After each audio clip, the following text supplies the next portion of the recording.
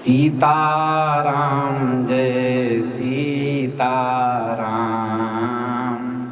सीताराम जय सीताराम, सीताराम जय सीताराम, सीताराम जय सीताराम, सीताराम जय सीताराम, सीताराम जय सीताराम। नमः पार्वती पतये, हर हर महादेव। सुनी समुझहि जन मुदित मना, मज्जहि अति अनुराग, लहहि चारि फल अछत तनु, साधु समाज प्रयाग। कल हम लोग सुन लिए थे। मज्जन फल पेखिया तत्काला, काक होहि पिक बकऊ मराला, सुनी आचरज करे जनि कोई, सत्संगति महिमा नहीं गोई। वाल्मीक नारद घट जोनी, निज निज मुखनि कही निज होनी। कह रहे हैं मज्जन फल पेखिय तत्काला, और काक हो ही पिक बकऊ मराला। पेखिय मतलब दिखाई देता है, पेखी मतलब मत देख लीजिए, पेखिए देखिए। तत्काला उसी समय देखिए। काक मतलब कौआ, और पिक मतलब कोयल, बगुला मतलब बकऊ मतलब बगुला, और मराल मतलब हंस। क्या बात। जनी मतलब नहीं, आचरज आश्चर्य अचंभा, गोई छिपी हुई, घट जोनी मतलब कुंभज, मतलब महर्षि अगस्त जो घड़े से उत्पन्न हुआ। मुखनी मुखों से उत्पत्ति हुई है, होनी। अब इसको लगाते हैं। मज्जन फल पेखिय तत्काला। संत समाज प्रयाग में स्नान का फल तत्काल दिखता है। मज्जन फल तत्काला पेखिय, मज्जन का फल स्नान का फल तत्काल ही देखिए। काक कौआ, हो पिक, और बकऊ मराला, कौआ कोयल हो जाता है, और बगुला हंस हो जाता है। मतलब बड़े बड़े अवगुणों के खान वाले लोग संतों की भाषा बोलने लगते हैं। काक हो पिक और बकऊ मराला, बगुला भी हंस की भाषा बोलने लगता है। यह सुनी आचरज करे, जनी मतलब नहीं, कोई यह सुनकर कोई आचरज नहीं करे। यह सुनकर आचरज कोई नहीं करे। क्यों? सत्संगति महिमा नहीं गोई। सत्संगति का प्रभाव, सत्संगति की महिमा छिपी नहीं है। छिपी है क्या? सत्संगति की महिमा और वैराग्य देखो भगवती करमयती जी का। मरे हुए ऊंट में वही गई थी ना। मरा हुआ ऊंट का ढांचा पड़ा हुआ था, कई दिनों से लोग दूर दूर से उसके बगल से नहीं गुजरते थे, इतनी गंध आती थी। पर वह कितने घंटे तक उसके अंदर घुसी हुई रही कि कोई खोज न ले हमें। घर से भाग रही थी भजन करने के लिए, पर उनको गंध नहीं आई। सत्संगति महिमा नहीं कोई, सत्संगति का प्रभाव नारद जी। और कौन कौन है? सत्संगति का प्रभाव किसी से छिपा नहीं है। तत्र दृष्टांत, वहां दृष्टांत में दे रहा हूं किसमें प्रभाव सत्संग का दिखा। वाल्मीकि नारद घट जोनी, निज निज मुखनी कही निज बोनी। वाल्मीकि नारद घट जोनी। महर्षि वाल्मीकि, देवर्षि नारद और दुर्धर्ष तपस्वी महात्मा अगस्त्य, भगवान अगस्त्य, ये अपने अपने मुखों से ही अपना इन्होंने सत्संग से इनका जीवन कैसे बदला, इस वृत्तांत को ये तीनों महापुरुषों ने कहा है। मज्जन फल पेखिय तत्काला, काक हो पिक बकौ मराला। यह सुनी आचरज करे जनि कोई, सत्संगति महिमा नहीं कोई। वाल्मीकि नारद घट जोनि, घट है योनि जिनकी, मतलब घट है माँ जिनकी, घट से जो उत्पन्न हुए हैं। निज निज मुखनि कही निज होनी, अपनी होनी को अपने मुख से कहा इन्होंने। कैसे?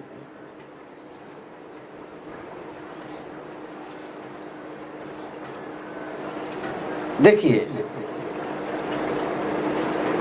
संत हंस गुण गहि पया, परिहरि बार विकार। जल रूपी विकार को छोड़ करके जल मिला हुआ हंस दूध पी लेते हैं, जल छोड़ देते हैं। गरम कर ले, फट जाएगा, पनीर बना ले। दूध पी लेते हैं, जल छोड़ देते हैं। देखिए, संत समाज में आने पर मायाबद्ध जो कौवे के समान कठोर वाणी बोलता था, सत्संगति महिमा नहीं कोई। तो मनुष्य जब मायाबद्ध रहता है तब वह कौवे के समान कठोर वाणी बोलता है।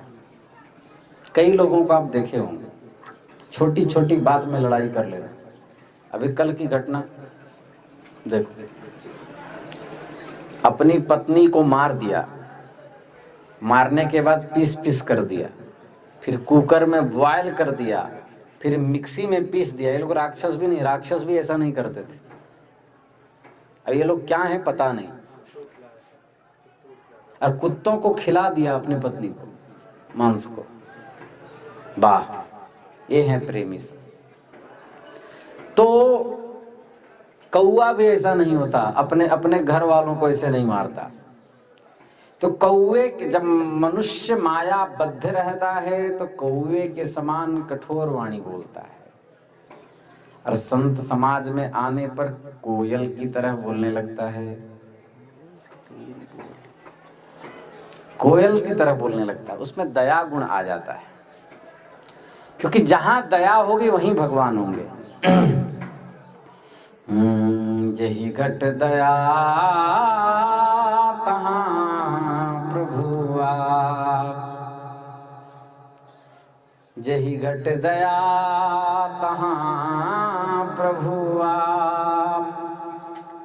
अपना सा दुख सबका जाने, अपना सा दुख सबका जाने। तेके निकट नावे पाप, तेके निकट नावे पाप। जही घट दया तहाँ प्रभु आप, जही घट दया तहाँ इसी को मलुकदास जी ने कहा, नावो रीझे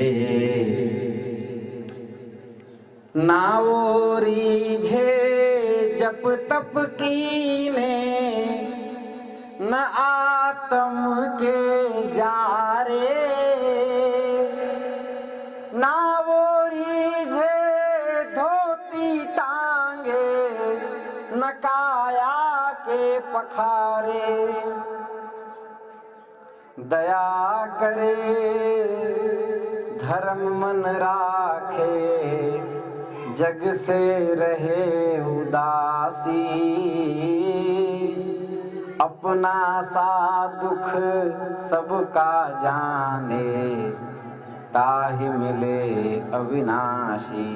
और सहे कुशब्द बादहु त्यागे, छाड़े गर्व गुमाना। सहे कुशब्द ईर्ष्या त्यागे, छाड़े गर्व गुमाना।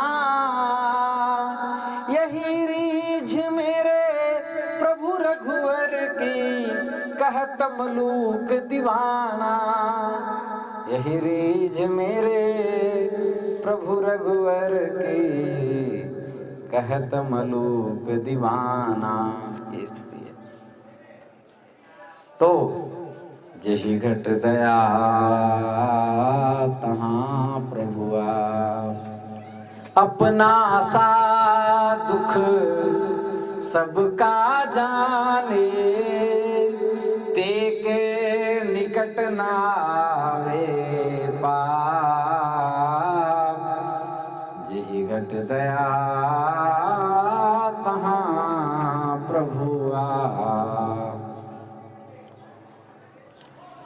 अपना सा दुख सबका जाने, इसलिए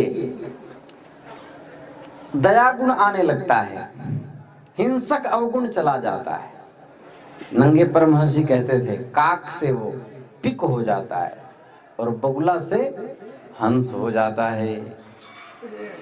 सदृशं चेष्टते स्वस्याः, प्रकृतेर्ज्ञानवानपि।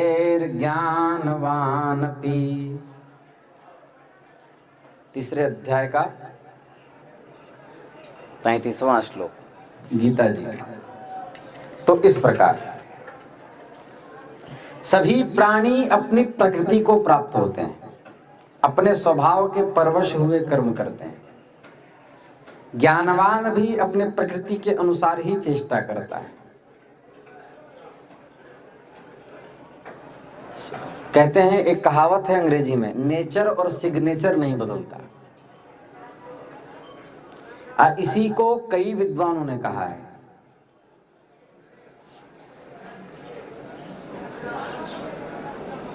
काकः पद्म वने रतिम न कुरुते। ध्यान से सुनिए लखन।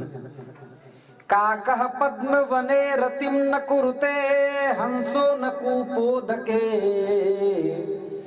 मूर्खः पंडित संगमे न रमते, दासो न सिंहासने। कुस्त्री सज्जन संगमे न रमते, नीचम जनम सेवते। या यस्य प्रकृति स्वभाव जनिता, केनापि न त्यज्यते। काकः पद्म वने रतिम न कुरुते। कौवा जो होता है एक कमल वन में नहीं रमता। हंस कुएं में नहीं घूमते। कौवा सूखे वृक्ष या वृक्ष के ठूंठ पर बैठेगा, कमल वन में नहीं रमता वो, क्योंकि स्वभाव है उसका, मूर्ख है वो। यस्य नास्ति स्वयं प्रज्ञा, शास्त्रम तस्य करोति किम। मूर्ख पंडितों के संग नहीं रमते। मूर्ख पंडित संग में न रमते। दास सिंहासन पर नहीं रमता। गुलाम कभी सिंहासन पर नहीं रमता। वो जानता है कि मेरे भाग्य की बात नहीं है। कुत्सित स्त्रियां सज्जन संगति में नहीं रहती, क्योंकि सज्जन उन कुत्सित की कुत्सितता का उत्तर दे देंगे, उनके अंदर से विकृति का नाश होने लगेगा।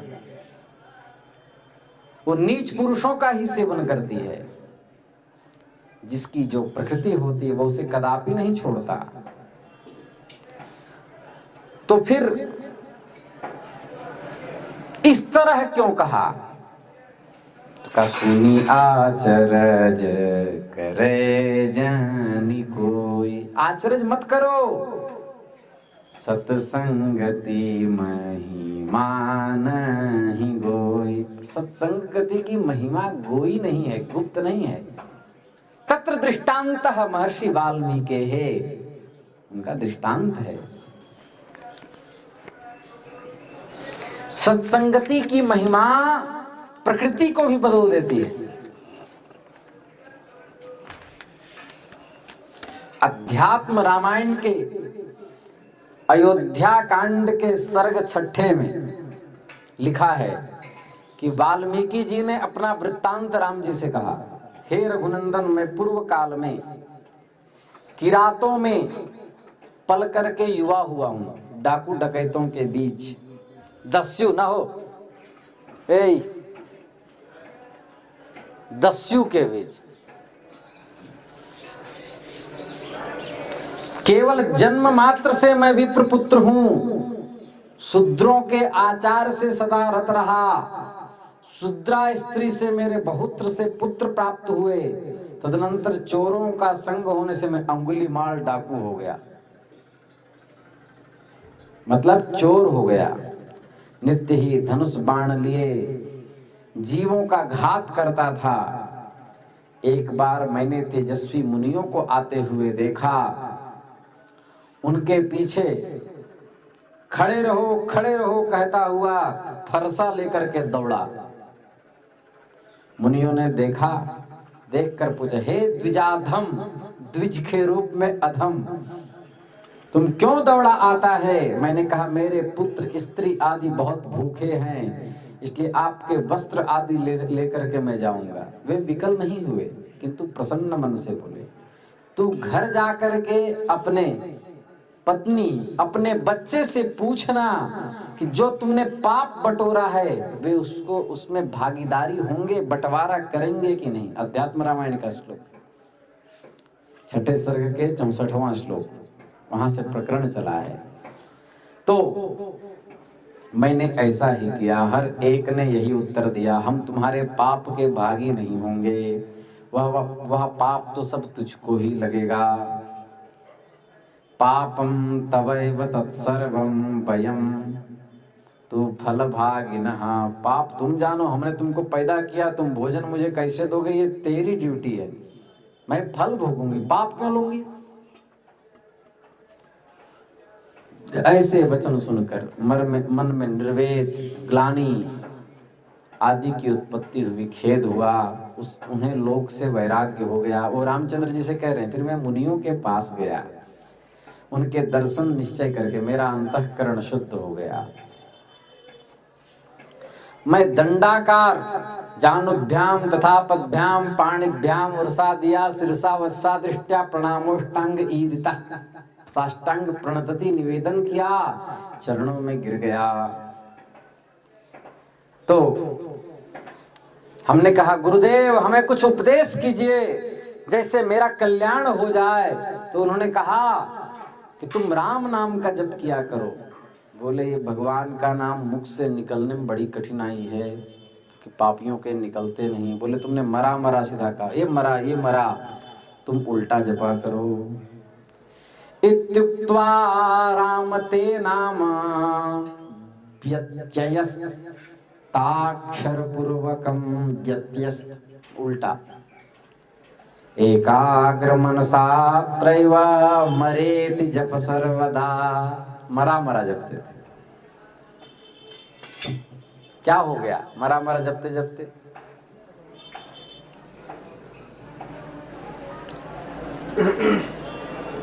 उल्टा नाम जपत जग जाना, वाल्मीकि भय ब्रह्म समाना, नाम प्रसाद शंभु अविनाशी, साज अमंगल मंगल राशि।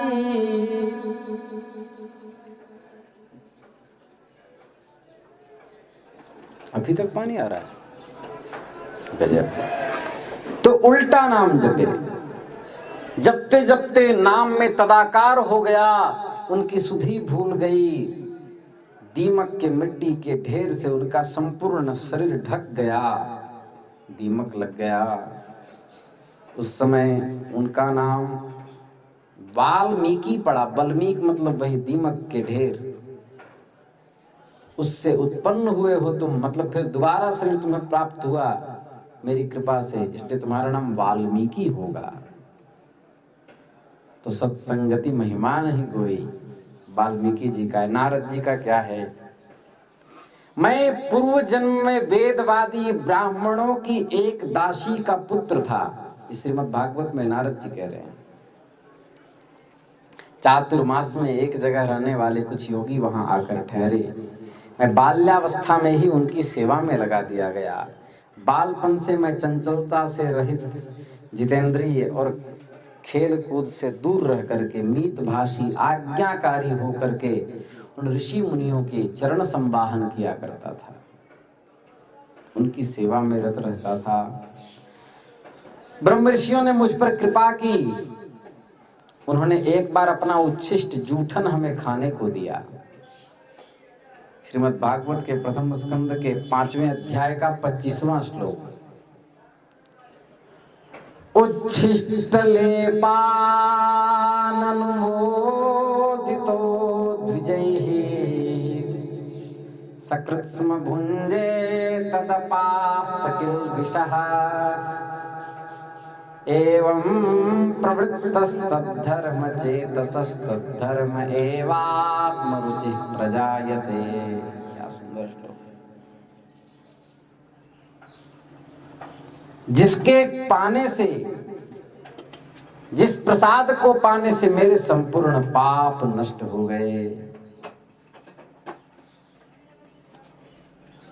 चित्त शुद्ध हो गया। देखो संतों के जूठन का प्रभाव, भगवत धर्म में रुचि उत्पन्न हो गई, नित्य प्रति भगवत कथा सुनने लगा, भगवान में मेरी रुचि और बुद्धि निश्चल हो गई, रजोगुण और तमोगुण को नष्ट करने वाली भक्ति प्रवाहित होने लगी।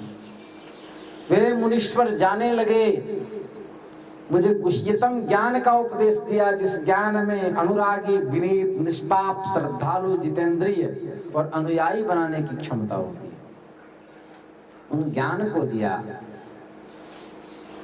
क्या है लिखा? यत्तत् साक्षात् भगवतोदितम ज्ञानम गुह्यतमम यत्तत् साक्षात् भगवतोदितम। श्रीमद् भागवत के प्रथम स्कंद के 5वें अध्याय का 30वां श्लोक। तो कह रहे हैं कि मैंने भगवान की, जिससे मैंने भगवान की माया का प्रभाव समझा, जिस ज्ञान के प्राप्त होने पर मैं भगवान के धाम को प्राप्त मनुष्य होता है, मैं उस ज्ञान को समझ लिया। फिर मैं भिक्षुओं के चले जाने पर माता के स्नेह बंधन से निवृत्त होने की प्रतीक्षा करने लगा। उसी समय दैववशात माता को इस सर्प ने डस लिया, माता भगवत धाम चली गई। मैं निवृत्त हो गया। और कंठ्याश्रुकुलाक्षस्य हृदयासीनो महे शनैर्हरिः, भगवान को हृदय में धारण करके मैं तप करने लगा। भगवान मन में प्रकट हुए और कुछ देर में अदृश्य हो गए। मैं व्याकुल हो गया तो भगवान ने कहा, तुम्हारा अनुराग बढ़ाने के लिए तुम्हारे हृदय में मैंने कुछ क्षण के लिए दर्शन दिया है। इस निंद शरीर को छोड़कर तुम निज्जन होगे, तुम्हारी बुद्धि कभी नष्ट नहीं होगी। मैं आज भी उनका कीर्तन करता रहता हूँ, ये मेरे जन्म कर्म का रहस्य है। इसका मतलब क्या हुआ? सुनी आचरज करे जनि को सतसंगति महिमा नहीं गोई। तो वाल्मीकि जी ने रामचंद्र जी से कहा, निज निज मुखनी कही निज होनी। अध्यात्म रामायण में, श्रीमद् भागवत में नारद जी उपदेश कर रहे हैं। व्यास जी को नारद जी ने कहा कि मैं कैसे दासी पुत्र से नारद हुआ, और अगस्त जी ने किसे कहा। महर्षि अगस्त का चरित्र क्या है। तो प्राचीन काल में किसी समय इंद्र ने वायु और अग्निदेव को दैत्यों को नाश करने की आज्ञा दी। आज्ञा अनुसार उन्होंने बहुत से दैत्यों को भस्म कर डाला। कुछ जाकर समुद्र में छिप गए। तब उन्होंने उनको अत्यंत अशक्त जानकर दैत्यों की उपेक्षा कर दी कि समुद्र में कहां ढूंढेंगे। वे दैत्य दिन में समुद्र में छिपे रहते, रात्रि में ऋषि मुनियों को खा लेते। ऐसा करने पर करोड़ों जीवों का नाश देख करके इंद्र ने अग्नि वायु को कहा कि तुम समुद्र को पी जाओ। वायु भी सुखा सकती है और अग्नि भी। उन्होंने कहा इसमें कितने मगरमच्छ होंगे, कितने क्या होंगे, सबको मरना पड़ेगा। तब तुम दोनों एक मनुष्य का रूप धारण करके धर्मशास्त्र रहित योनि में जन्म लोगे। धर्मशास्त्र में क्या है, मैथुनी सृष्टि होती है।